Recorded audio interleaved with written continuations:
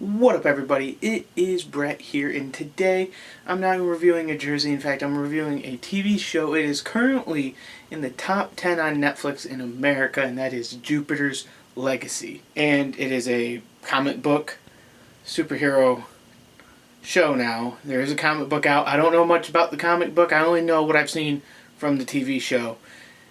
And I gotta say, out of my rating scale, which I don't use like stars or anything, I like using potatoes because I like being different. I would give it a 3.5 out of 5 potatoes, which is a solid score. I think it's an above average TV show with everything going for it. So if you like this, hit like.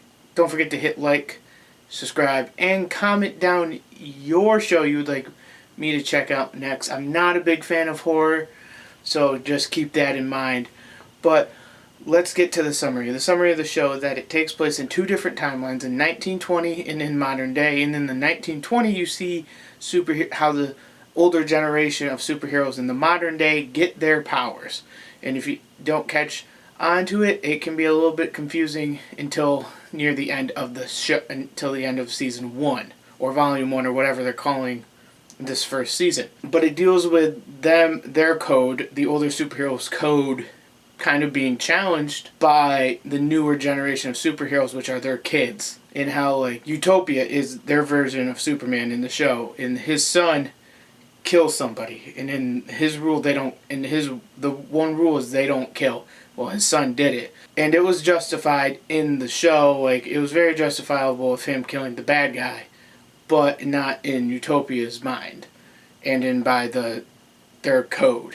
By the Union's code. That's what they call their version of the Justice League, is called the Union. I think they left a lot of good building blocks to continue off into season 2 if they want to. Like, the whole series, Utopian's looking for Star Fox after the first or second episode.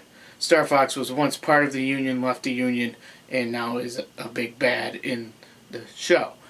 And I think that has a lot of things going for it, personally, in my opinion. I like that storyline of, and you don't really see him or even realize it's him until later on in the show when he's introduced, which I think is also a nice hint in the show.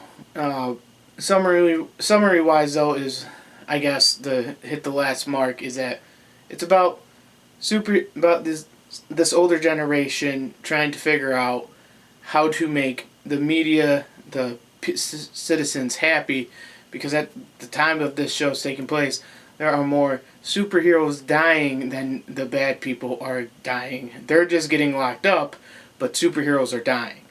And in the public's mind, and the bad guys need to die too, because then the superheroes would be living and the bad guys wouldn't be dying. And I kind of like that. You see that Utopian, he struggles with that. He doesn't understand it. He doesn't get it. And his wife, near the end, starts turning on him in the creed that they took, or oath, that they wouldn't kill.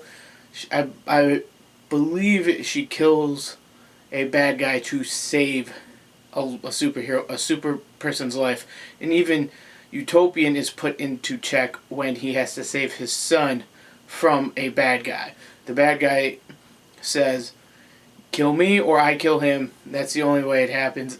I'm not going to spoil it, but I'm just going to say it's not what you expect. So, yeah. So let's talk about the negatives of the show. Negatives, it takes place in two timelines. Like, that's kind of hard for people to understand that, like, the show and it doesn't, like, it's not like one episode's modern, the next one's from 1920 modern. No, it's intercut in the show, which I think I kind of think it was a daring choice, because they don't use any like real color they don't black and white the 1920s stuff to show, oh, this happened in the past.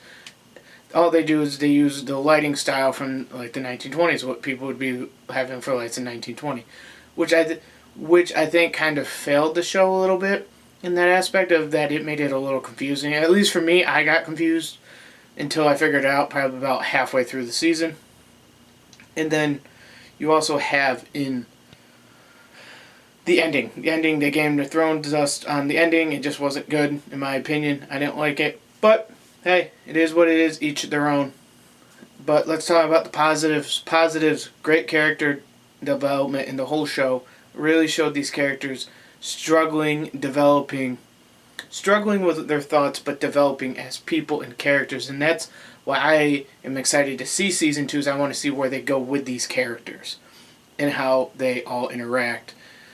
Overall, the storyline I thought was good with them trying to learn how to deal with being superheroes and not killing, but losing their comrades who are dying from from the bad guys.